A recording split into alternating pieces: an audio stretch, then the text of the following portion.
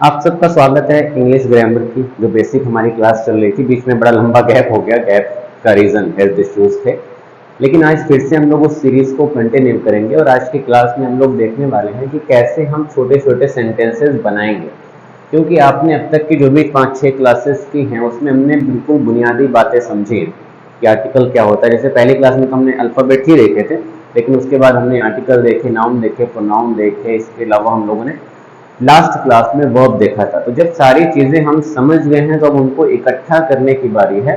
और वो इकट्ठा हम लोग ये भी बिल्कुल बेसिक से करेंगे। ऐसा नहीं बहुत बड़ा कॉम्प्लेक्स या कंपाउंड सेंटेंस बनाएंगे, बिल्कुल आसान आसान छोटे सेंटेंसेस बनाने की कोशिश करेंगे। तो पहले एक थोड़ा सा रिकैप आप ले लीजिए कि हमने अब तक पढ़ा क्या था। जैसे हमने नाउन, प्रोनाउन, आर्टिकल और वर्ब पढ़ा और इसी का इस्तेमाल करके हम छोटे सेंटेंसेस बनाने की कोशिश करेंगे। नाउन क्या था? किसी भी चीज़, जगह या फीलिंग का कोई हम अगर नाम इस्तेमाल कर रहे हैं वो नाउन कहलाता है। जैसे हमने चेयर पढ़ा, ताजमहल पढ़ा, शहर का नाम हो गया, जगह का नाम हो गया, किसी इंसान का नाम हो गया, राहुल, मोती, कमला, रमला। ये सारा क्या है? नाउन है। और नाउन की जगह पे जिस शब्द का इस्तेमाल कर रहे थे वो क्या था? वो नाउन था। जैसे कि अगर हम अपने नाम की जगह पे हम बोल रहे हैं या मैं शब्द का इस्तेमाल कर रहे हैं, ये हमारा क्या है? वो नाउन है। हम सामने वाले के नाम की जगह पे तुम या आप शब्द का इस्तेमाल कर रहे हैं, वो प्रोनाउन है। आर्टिकल क्या था? नाउन के साथ लगाया जाता था, जिसमें आपने ए, एन और द पढ़ा था। इसके अलावा फिर वर्ब आपने पढ़ा और वर्ब में आपने 3 तरीके का पढ़ा। एक एक्शन वर्ब यानी कि मेन वर्ब, इसके अलावा ऑक्सिलरी वर्ब यानी कि हेल्पिंग वर्ब, और तीसरा आपने पढ़ा था टू बी फॉर्म का यानी कि होने के कंटेक्स्ट में।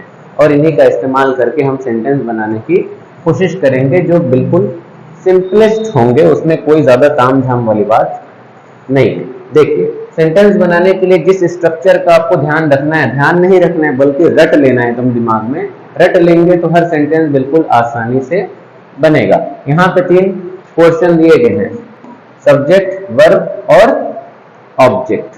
सब्जेक्ट में नाउन भी हो सकता है, प्रोनाउन भी हो सकता है, कोई भी चीज हो सकती है। यहाँ पे आपको समझना बस ये है कि कोई भी वाक्य या सेंटेंस हम बोल रहे हैं उसमें ये देखना है कि कौन उसमें मुख्य करता है या जो मेन उसमें किरदार किसका है, मेन काम कौन कर रहा है। एग्जाम्पल के तौर पे मैं इंग्लिश पढ़ा रहा हूँ, तो मैं इसमें सब्जेक्ट हो गया क्योंकि मेरे आपकी द्वारा ये पूरा काम हो रहा है या जो भी पढ़ना लिखना हो रहा है वो मेरे द्वारा हो रहा है। जैसे राहुल बाइक चला रहा है, बाइक चल रही है, कौन चला रहा है, किसकी वजह से उस सेंटेंस का अपना वजूद है? वो राहुल की वजह से है। तो कोई भी जो मुख्य होता है, जिसको हम लोग हिंदी में कर्ता बोलते हैं कि कौन क्या कर रहा है, उसको कहते हैं सब्जेक्ट। वर्ब आपने पढ़ाई है, याद ही होगा, जो मेन काम हो रहा होता है उसको हम लोग बोलते हैं वर्ब। जैसे राहुल बाइक चला रहा है तो चलाना क्या है? वर्ब हो गया।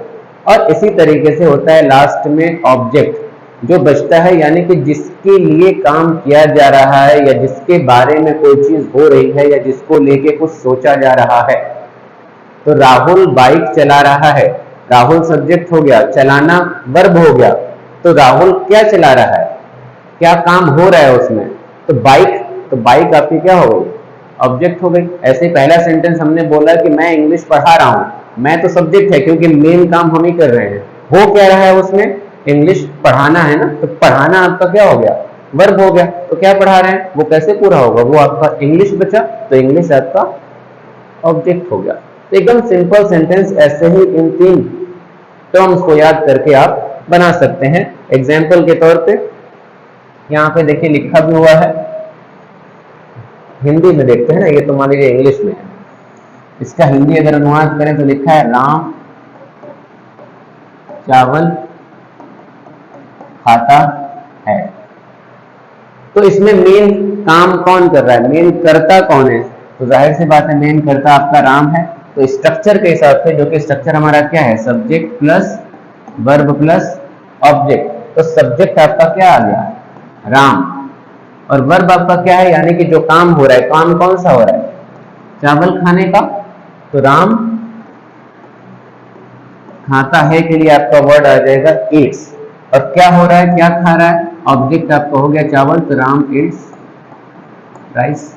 इस तरीके से सेंटेंसेस बनते हैं। इसके अलावा जैसे यहाँ पे एक सेंटेंस लिखा हुआ है शी इज अ टीचर, इसका अनुवाद आप करेंगे तो इसका क्या बनता है? वह एक अध्यापिका है, तो वो आपका क्या है, प्रोनाउन है जो कि सब्जेक्ट के तौर पे इस्तेमाल हुआ, ये वही मेन करता है, तो इसलिए ये सब्जेक्ट के तौर पे शी। और यहाँ पे चूंकि टू बी वर्ब फॉर्म, जो वर्ब का इस्तेमाल हुआ है, फॉर्म का इस्तेमाल हुआ है, इसलिए है के लिए आपका यहाँ पे क्या आएगा, इज। और एक के लिए आपका जाहिर सी बात है अ आएगा, जो कि आपने आर्टिकल में पढ़ा है, और अध्यापिका के लिए आप क्या इस्तेमाल कर रहे हैं, teacher. She is a teacher. तो ऐसे छोटे छोटे सेंटेंसेस बनाने हैं, बस वही 3 टर्म्स याद रखने हैं, क्या क्या, subject plus verb plus object. ये सारे सेंटेंसेस जो अभी हमने बनाए, ये सेंटेंसेस सब अफर्मेटिव हैं, जिसमें ना कोई सवाल पूछा जा रहा है, न किसी तरीके की जो है मतलब निगेटिविटी यहाँ पे है। इसके अलावा जो वर्ब्स आपने पढ़े उसका इस्तेमाल करके हम लोग बना लेते हैं कुछ सेंटेंसेस। जैसे अगर अभी आपने जो सेंटेंस देखे, जैसे Ram Yeats rice, she is a teacher, तो एक में आपको ऑक्सिलरी वर्ब दिख रहा है, एक में सिर्फ मेन वर्ब दिख रहा है, क्योंकि इज आपका ऑक्सिलरी वर्ब है, या जिसको हम लोग हेल्पिंग वर्ब भी बोल देते हैं, जो कि टू बी का फॉर्म है। तो अगर स्ट्रक्चर को थोड़ा सा और इलेबोरेट करें हम लोग, तो एक तो पहला आपका आ गया सब्जेक्ट, पहला आपका क्या आ गया, सब्जेक्ट, फिर आपने क्या देखा, वर्ब, फिर आपने देखा ऑब्जेक्ट। अगर ऑक्सिलरी वर्ब हमको लगाना है, हेल्पिंग वर्ब लगाना है, तो वही स्ट्रक्चर थोड़ा सा चेंज हो जाता है, जैसे सब्जेक्ट प्लस हेल्पिंग वर्ब या ऑक्सिलरी वर्ब, फिर आपका आता है वर्ब यानी कि मेन वर्ब जिसको हम लोग बोलते हैं, फिर आपका आता है ऑब्जेक्ट। तो जैसे इज, एम, आर है, वॉज है, वेयर है, हैज, हैव, ये सारे जैसे शब्द हैं, आगे हम लोग डिटेल में पढ़ेंगे क्योंकि जब टेंसेस हम लोग पढ़ेंगे। तो बट यहाँ पे अगर आपको इस्तेमाल करना है तो आप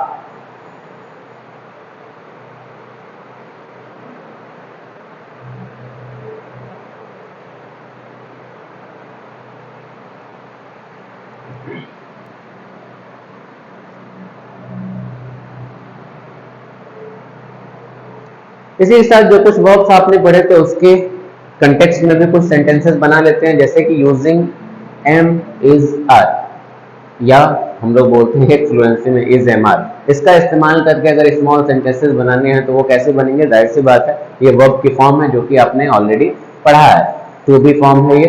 तो अगर यहाँ पे हम बोले कि मैं एक लड़का हूं, तो इसमें सब्जेक्ट क्या है, सब्जेक्ट आपका है मैं, जिसके लिए आपका शब्द क्या आएगा, आई। इसके अलावा फिर आपका हूं आएगा, यानी कि ऑक्सिलरी वर्ब आएगा, जो कि क्या है, एम। एक के लिए आपका अ, और लड़का के लिए जो कि आपका ऑब्जेक्ट है, आई एम अ बॉय। और आपने जब आर्टिकल पढ़ा था तो ये चीज एकदम क्लियरली पढ़ी थी कि एक का अगर कंटेक्स्ट आएगा तो आप ए का इस्तेमाल करेंगे, और कोई प्रॉपर नाउन आएगा तो आप द का इस्तेमाल कर सकते हैं। कॉमन नाउन है तो उसमें द का इस्तेमाल नहीं होता है, काउंटेबल है तो आप ए का इस्तेमाल कर सकते हैं, और अनकाउंटेबल है तो आप ए का इस्तेमाल नहीं करेंगे। आगे ये चीजें भी डिटेल में हम लोग देखेंगे। इसी तरीके से यहाँ पे दूसरा सेंटेंस है, शी इज अ गर्ल, वह एक लड़की है। तो शी आपका क्या है, सब्जेक्ट है, ए गर्ल आपका क्या है, ऑब्जेक्ट है, वह लड़की, इसलिए है के लिए फिर आपका सेंस क्या आ गया, is.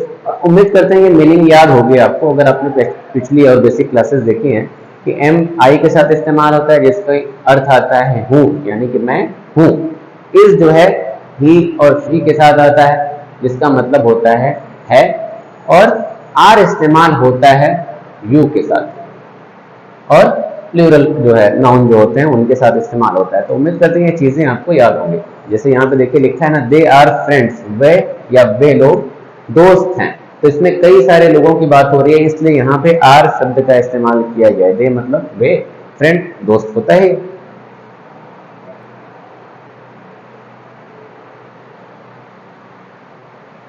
Using have and has, ये पोजेशन की बात कर रहा है। उम्मीद करते हैं आपको याद होगा, जब हम हैज और हैव बताए थे तो हम बताए थे कि पोजेशन एक तरीके से मिल्कियत या अधिकार की बात होती है। जैसे कि मेरे पास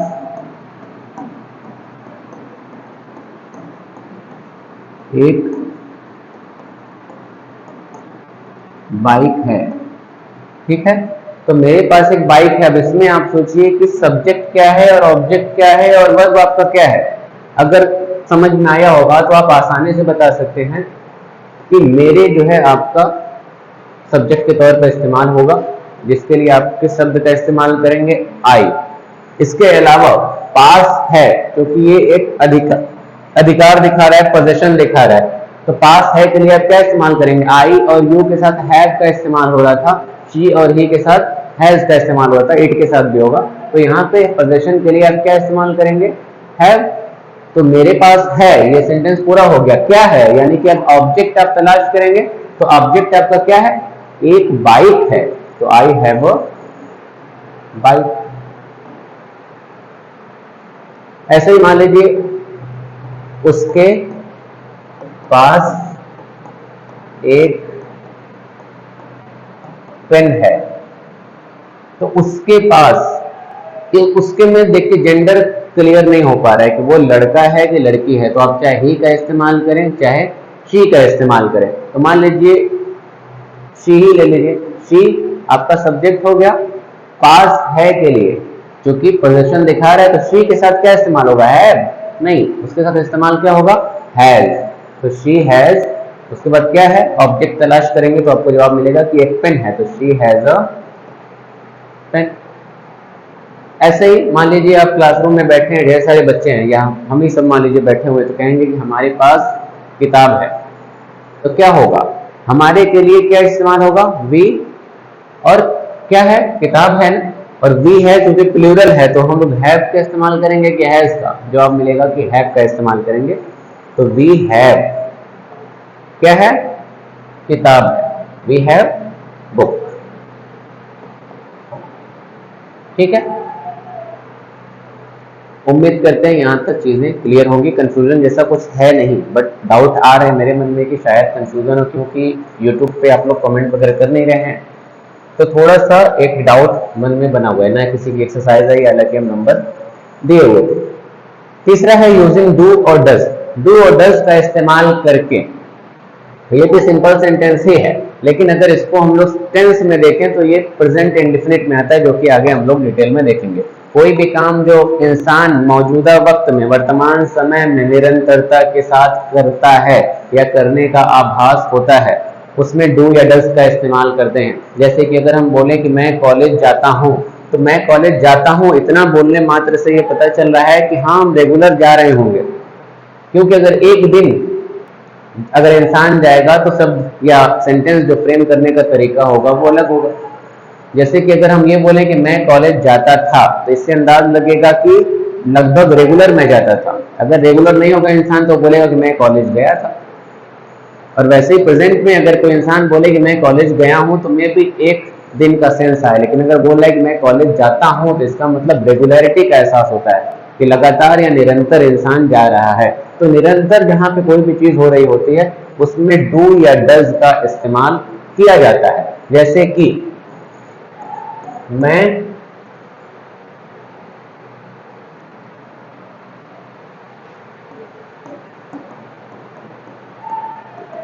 अंग्रेजी पढ़ता हूं, तो इससे भी अंदाजा हो रहा है कि हाँ रेगुलर इंग्लिश में पढ़ता हूं। तो क्या बनेगा? सब्जेक्ट सबसे पहले लेंगे, स्ट्रक्चर फिर से याद करिए, subject plus verb plus object. तो मैं के लिए आपका क्या आ गया? आई। दूसरी चीज इसमें वर्ब अगर आप तलाश करेंगे तो क्या होगा? पढ़ना। लेकिन साथ में आपका हूं है और ये वर्ब है और डू डज का इस्तेमाल आपको करना है, तो इसलिए आपका ये ऑक्सिलरी वर्ब हो गया। तो सब्जेक्ट के बाद आप इसको ऑक्सिलरी वर्ब या हेल्पिंग वर्ब का इस्तेमाल करेंगे, फिर उसके बाद मेन वर्ब का इस्तेमाल करेंगे। साफ सुथरा यहाँ पे लिख देते हैं direct, subject plus helping verb plus main verb plus object. तो अगर हेल्पिंग वर्ब का इस्तेमाल हम यहाँ पे करें तो आई के बाद हु के लिए आप डू का इस्तेमाल करेंगे, आई यू, और प्लूरल अगर नाउन है, बहुवचन की बात हो रही है, तो डू का इस्तेमाल करते हैं। सिंगुलर है, थर्ड पर्सन है, किसी का नाम है, तो हम डज का इस्तेमाल करते हैं। तो आई डू स्टडी इंग्लिश, मैं इंग्लिश पढ़ता हूं।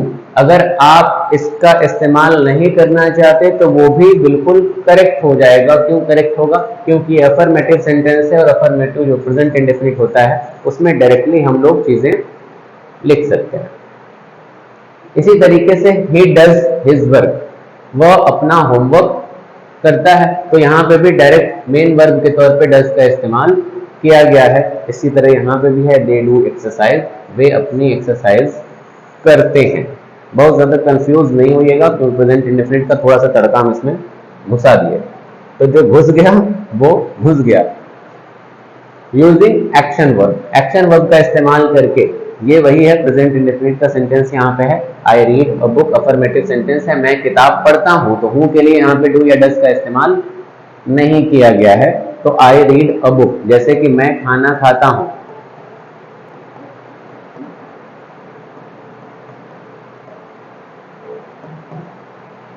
तो मैं खाना खाता हूं, मैं का आप ट्रांसलेट करेंगे जो कि सब्जेक्ट है, तो आई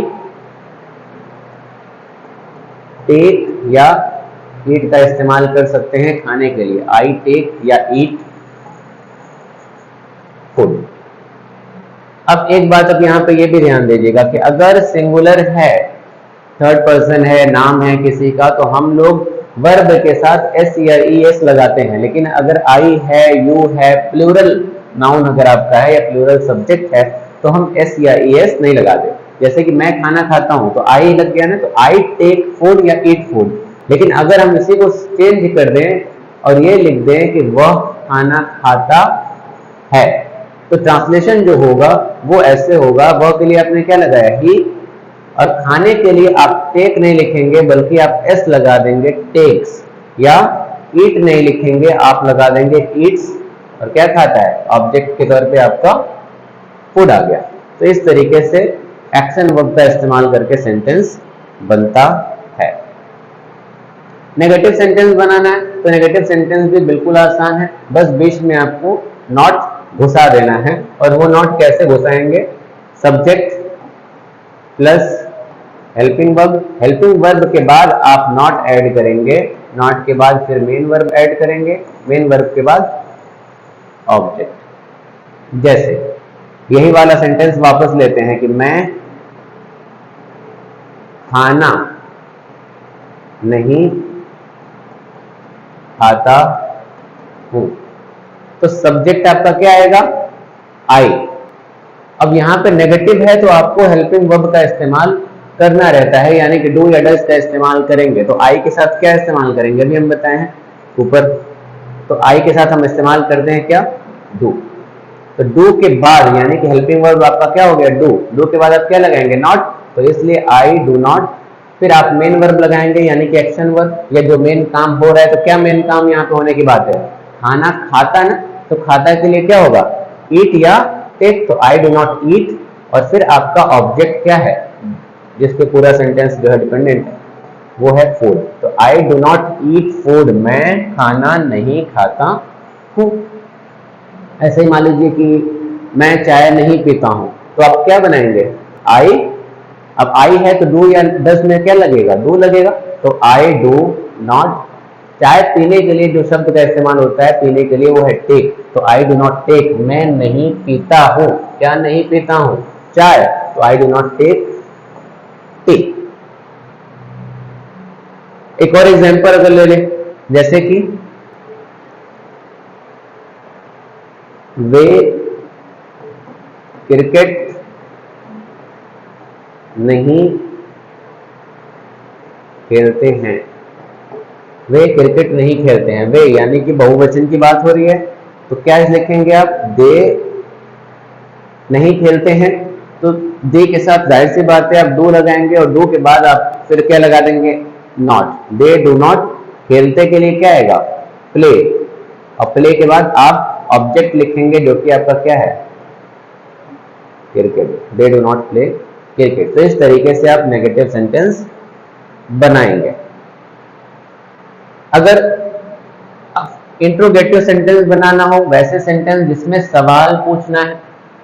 अब एक बार फिर से सीक्वेंस बनाते हैं, सीक्वेंस एकदम ध्यान से समझिएगा। जैसे कि मैं चाय पीता हूं, ये एकदम सिंपल है। इसका ट्रांसलेशन आपने अभी थोड़ी देर पहले क्या किया, मतलब दूसरा सेंटेंस था बट स्ट्रक्चर यही था कि मैं चाय पीता हूं, तो आपका ट्रांसलेशन हो गया आई टेक टी, मैं चाय पीता हूं। फिर जस्ट अभी आपने बनाया नेगेटिव सेंटेंस, तो उस नेगेटिव में जैसे आपने लिखा कि मैं चाय नहीं पीता हूं, तो इसका क्या बनाया आपने, I do not take tea. तो इसमें सब्जेक्ट है प्लस वर्ब है प्लस ऑब्जेक्ट है। नेगेटिव में क्या है, सब्जेक्ट है प्लस हेल्पिंग वर्ब है प्लस नॉट है प्लस मेन वर्ब यानी कि टेक है, फिर प्लस आपका ऑब्जेक्ट है। इस तरीके से सेंटेंस बना। अगर इंट्रोगेटिव बनाना है तो इंट्रोगेटिव में हम देखते हैं कि वो किस टाइप का इंट्रोगेटिव है। दो तरीके का इंट्रोगेटिव होता है। पहला इंट्रोगेटिव वो होता है या ऐसे क्वेश्चन वाले सवाल होते हैं जिसका जवाब हम सिर्फ हाँ या ना में दे सकते हैं, जैसे कि क्या तुम चाय पीते हो, हाँ मैं चाय पीता हूँ। क्या तुम नहाते हो, हाँ मैं नहाता हूँ। क्या तुम खाना बनाते हो, हाँ। क्या तुम स्कूल जाते हो, हाँ ना। इन सब में हाँ या ना में जवाब दे रहे हैं। तो हाँ या ना में जो जवाब देना होता है उसमें कोई तामझाम नहीं है, सिर्फ और सिर्फ हेल्पिंग वर्ब जो होता है उसको हम पहले रख देते हैं, बाकी पूरा स्ट्रक्चर सेम होता है। यानी कि हेल्पिंग वर्ब देखिए, हेल्पिंग वर्ब फिर आपका वही सेम स्ट्रक्चर है, यानी कि subject plus main verb plus object. तो ये पूरा सेम ही स्ट्रक्चर है जिसके लिए मतलब वर्ब शब्द इस्तेमाल हुआ था, लेकिन हम यहाँ पे मेन वर्ब स्पेसिफिकली लिख रहे हैं क्योंकि हेल्पिंग वर्ब यहाँ पे ऑलरेडी है। तो helping verb subject plus main verb plus object. तो एग्जांपल के तौर पे क्या तुम स्कूल जाते हो, इसका हाँ या ना में जवाब मिल रहा है, तो इसलिए हेल्पिंग वर्ब पहले लिखेंगे। तो तुम के साथ हेल्पिंग वर्ब क्या लगेगा, अब जाते हो तो बताए हैं ना अभी प्रेजेंट इंडेफिनिट से भी ऊपर बताए थे कि डू या डज लगेगा।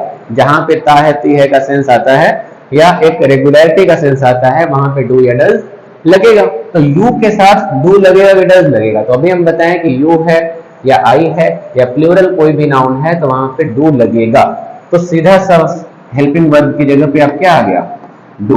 अब बाकी चीजें सेम, यानी डू के बाद आप सब्जेक्ट ढूंढेंगे। सब्जेक्ट क्या है, कौन मेन काम कर रहा है, तुम। तो क्या लग जाएगा, डू यू। उसके बाद आपका आ गया मेन वर्ब कि मेन काम हो क्या रहा है। तो स्कूल जाने की बात हो रही तो जाने के लिए आपने क्या लिखा, डू यू गो। कहां जाना है, ऑब्जेक्ट आपका क्या है, स्कूल। तो do you go to school, question mark लग गया आपका। या फिर ऊपर वाला ले लीजिए, क्या तुम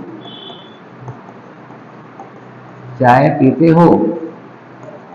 तो इसका ट्रांसलेशन आप कैसे करेंगे, हेल्पिंग वर्ब। तो आप यहां पे भी तुम है तो तुम के लिए आप क्या लिखेंगे, डू। तो डू फिर सब्जेक्ट डू यू। उसके बाद आपका पीने के लिए क्या आएगा, टेक। फिर आपका ऑब्जेक्ट क्या है, टी। तो डू यू टेक टी। तो एकदम सिंपल ऐसे ही सेंटेंसेस आपके बनेंगे। तो कोई आपसे पूछे डू यू टेक टी तो इसका मतलब क्या है, क्या तुम चाय पीते हो, तो आप क्या जवाब देंगे, तुरंत अफर्मेटिव में आप जवाब दे दीजिएगा कि यस आई टेक टी, हाँ मैं चाय पीता हूं, या फिर नो नहीं I do not take tea, वो भी आपने नेगेटिव पढ़ा है। तो उम्मीद करते हैं चीजें क्लियर होंगी। बाकी प्रैक्टिस, ये प्रैक्टिस जो क्लासरूम प्रैक्टिस लिखा होता है वो यहीं पे बैठे बैठे, मतलब आप वीडियो देख रहे हैं तो उसी के साथ तुरंत कर लिया करिए। फिर लास्ट में जो होमवर्क होता है वो बाद में किया करिए।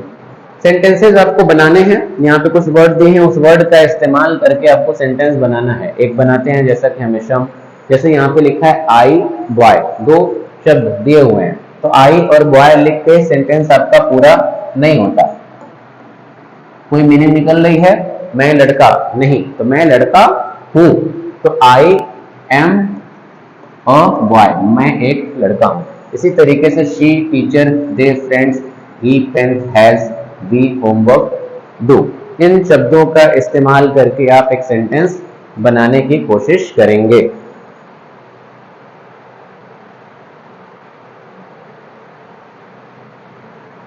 दूसरा ये अफर्मेटिव सेंटेंस है, जैसे कि लिखा है शी इज अ डॉक्टर, वह एक डॉक्टर है, इसको नेगेटिव में कन्वर्ट करना है, नकारात्मक वाक्य में कन्वर्ट करना है। तो वह एक डॉक्टर है, तो इसका क्या होगा, वह एक डॉक्टर नहीं है। तो क्या होगा, सब्जेक्ट शी, फिर आप हेल्पिंग वर्ब लेके आएंगे तो शी के साथ है के लिए क्या आएगा, इज, फिर आप नॉट लिख देंगे ना हेल्पिंग वर्ब के बाद, शी इज नॉट एक डॉक्टर, आपका ऑब्जेक्ट है तो she is not a doctor. बहुत ही सिंपल और आसान। इसी तरीके से आई एम अ टीचर, मैं एक टीचर हूँ, ही प्लेज क्रिकेट, वह क्रिकेट खेलता है, इसको भी आप नेगेटिव में चेंज करेंगे। यहाँ लास्ट एक्सरसाइज है, मतलब इस स्लाइड में, ही इज अ बॉय, वह एक लड़का है। अब इसको आप क्या करेंगे, क्वेश्चन बनाएंगे। तो क्वेश्चन कैसे बनाएंगे, आपने भी सिंपल ही पढ़ा है, तो क्वेश्चन ये बनेगा ना कि अगर हम कह रहे हैं कि वह एक लड़का है, तो क्वेश्चन ये बनेगा, क्या वह एक लड़का है।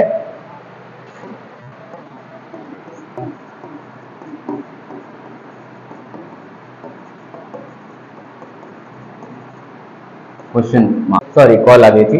तो इसका ट्रांसलेशन क्या होगा, क्या वह एक लड़का है, शुरुआत किससे करते हैं, हेल्पिंग वर्ब से करेंगे। तो है यहाँ पे है, किसके केस में आ रहा है, वह के केस में आ रहा है। तो वह के लिए हमने क्या इस्तेमाल किया, जैसे शी है तो यहाँ पे वह के लिए हमने इज इस्तेमाल किया ना, तो यहाँ पे भी इज होगा। तो इज को हम पहले लिखेंगे, इज, फिर वह लड़का है ना, तो इज ही अ बॉय, क्या वह एक लड़का है।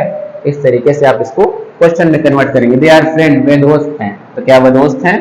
यू प्ले क्रिकेट, तुम क्रिकेट खेलते हो, तो इसका क्वेश्चन क्या बनेगा, क्या तुम क्रिकेट खेलते हो। शी सिंग्स, वह गाती है, क्या तुम गाती हो। इस वे में आप हिंदी पहले बनाइएगा, फिर उसको ट्रांसलेट करने की कोशिश करिएगा।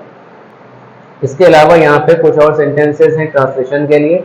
सीधा सीधा ट्रांसलेशन, मैं छात्र हूँ, आई एम अ स्टूडेंट। ऐसे ही वह मेरी बहन है, उनके पास एक कार है, वह किताब पढ़ता है, क्या तुम क्रिकेट खेलते हो। इसका सीधा सीधा ट्रांसलेशन आप करिएगा। और लास्ट में आपके लिए है कुछ अदर एक्टिविटीज। वो क्या है कि 10 छोटे छोटे सेंटेंसेस बनाइएगा इज एम आर का इस्तेमाल करके। वैसे सेंटेंसेस बनाने की कोशिश करनी चाहिए शुरुआत में जो हम अपनी रोजमर्रा की जिंदगी में इस्तेमाल करते हैं, ठीक है। इसके अलावा 5 नेगेटिव सेंटेंसेस, 5 नेगेटिव सेंटेंसेस बनाइए। मैं नहीं जाऊंगा, मैं नहीं खाता हूँ, मैं नहीं पीता हूँ, वह नहीं करती है, वह ये नहीं करती, वो नहीं करती। ये सारी चीजें हम लोग आपस में बातचीत करते हैं, तो ऐसे सेंटेंस नेगेटिव बनाने की कोशिश करिएगा। इसके अलावा 5 क्वेश्चन वाले सेंटेंसेस बनाइएगा कि क्या तुम कॉलेज जाते हो, क्या तुम क्लास करते हो, क्या वह क्लास करती है, क्या वह गाना गाती है, क्या वह कपड़े धुलती है। ऐसे सेंटेंस आप बना सकते हैं। बाकी ट्रांसलेशन के लिए लास्ट में फिर से सेंटेंसेस आपके दिए हुए हैं। टोटल 5 सेंटेंसेस हैं। यह एक किताब है, वह मेरा भाई है, वे मेरे दोस्त नहीं हैं, क्या वह तुम्हारा शिक्षक है, क्या तुम अपना होमवर्क करते हो। तो ये आज की क्लास है। उम्मीद करते हैं क्लास पसंद आई होगी। थोड़ा सा मे भी जिनका बेसिक क्लियर नहीं उनको थोड़ा सा टेक्निकल लगे, लेकिन अगर वो 4 बार 5 बार प्रैक्टिस कर लिए तो गारंटी है वो फिर वो भूलेगा नहीं। एक्सरसाइज आप कमेंट सेक्शन में भेज सकते हैं। इसके अलावा हम कई बार बोले आप नंबर पे भी भेज सकते हैं। तो अगर वीडियो पसंद आया है तो आप इसको लाइक करें, चैनल को सब्सक्राइब करें और अपने दोस्तों के साथ शेयर करें। Thank you.